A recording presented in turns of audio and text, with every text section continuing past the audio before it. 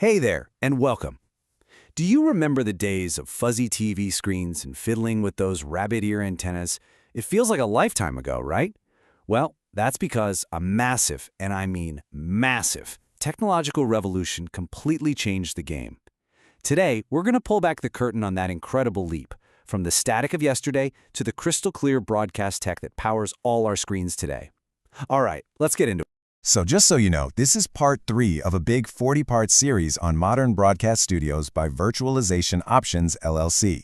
In this part, we are zeroing in on one of the most important shifts in media history, the jump from analog to digital television. It really did change everything, not just for us at home, but especially for the engineers working behind the scenes. Yeah. This picture probably brings back some memories, doesn't it? Getting a clear signal used to be this weird art form, right? You'd move the antenna an inch to the left, hold your breath, and just hope for the best. When it finally worked, it felt like magic. But that magic was built on some pretty old and, frankly, very limited technology. So what was actually going on? How did that old signal work? And why did we have to throw it all out for something new? To really get just how big of a deal this change was, we have to start in the old world, the era of analog television. For more than 50 years, this was the undisputed king of broadcasting. Okay, so here's the most important thing you need to remember about analog TV. It was a one-to-one deal. The video part of the signal was sent using AM, just like your AM radio, and the audio used FM. Your TV at home would grab that signal and decode it. But here's the killer limitation. One broadcast channel could only carry one single program. That was it. No subchannels, no extras, one and done.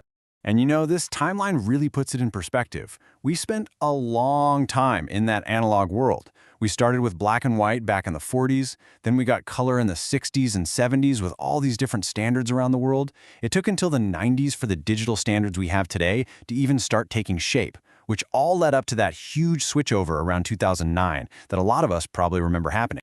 And that switchover, wow, it brought us into a completely new world. This wasn't just a simple upgrade. No, this was a full-blown digital revolution. And it was designed to solve all those fundamental problems that came with analog broadcasting. And this wasn't just one country doing its own thing. Oh no, this was a coordinated global push. 3 major families of standards basically emerged to cover the planet. You had ATSC for North America, DVB for most of Europe, Asia, and Australia, and ISDB for Japan and South America. The entire world was moving to digital, all around the same time. So, you might be asking, why go through all that trouble? Why this massive global change? Well, it's because the advantages of going digital were they were too huge to ignore for everybody. Let's just break it down side by side. Remember that one program per channel rule for analog? Digital just shattered it with something called multicasting, letting you have multiple shows on one channel. And say goodbye to that snowy picture and ghosting. Digital has error correction, which gives you a near-perfect image. It also opened the door for cool data services, like the program guides we all use. But maybe the biggest win? It used the airwaves, the broadcast spectrum, so much more efficiently. That efficiency freed up a ton of space, which was then repurposed for the mobile broadband that our smartphones rely on today. It was a total game changer. Now, here's where it gets really interesting, especially for all the tech people watching. The digital revolution didn't just change our TVs at home. It completely reinvented the broadcast studio itself. It turned it into something that looks, well, a whole lot like a modern data center. I absolutely love this quote from our source material because it just hits the nail on the head. A TV station isn't just a place with cameras and mics anymore. It's now a specialized IT operation that just happens to send its final product out over the air. The heart of the whole operation is now pure information technology. So what does this new studio look like? Well, take a look. It's probably pretty familiar. We're talking enterprise-grade IP networks, huge storage systems, racks and racks of servers. You're even using common file formats like H.264. But, and this is a really big but, it's an IT data center with the ridiculously strict rules of broadcasting. Things like frame-accurate timing, where every single video frame matters, and the absolute, non-negotiable need for perfect audio and video sync. And that brings us to the final, really cutting-edge piece of this whole puzzle. We've gone beyond just working with digital files. Now we're doing something truly revolutionary. Moving live, uncompressed video right over standard computer networks.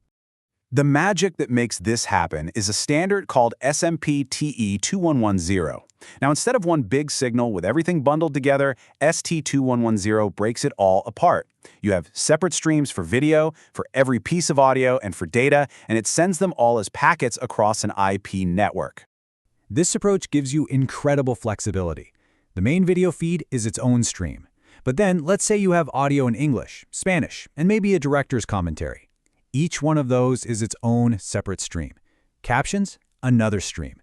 This means you can add, subtract, or reroute any piece of the puzzle with a mouse click in a network switch, instead of physically unplugging and replugging massive cables in a studio. It's just unbelievably powerful. So if you take one thing away from this, let it be this. A live video feed is no longer some mysterious special signal. In today's world, it's just a very, very demanding and extremely time-sensitive network application. If you understand how network applications work, you're already on your way to understanding modern broadcast. So, let's leave you with a question to chew on. As the worlds of broadcasting and IT completely merge into one, the skills you need to be a great broadcast engineer have totally changed. Which makes you wonder, is the next person who's going to revolutionize television already working right now in your IT department? Thanks for tuning in.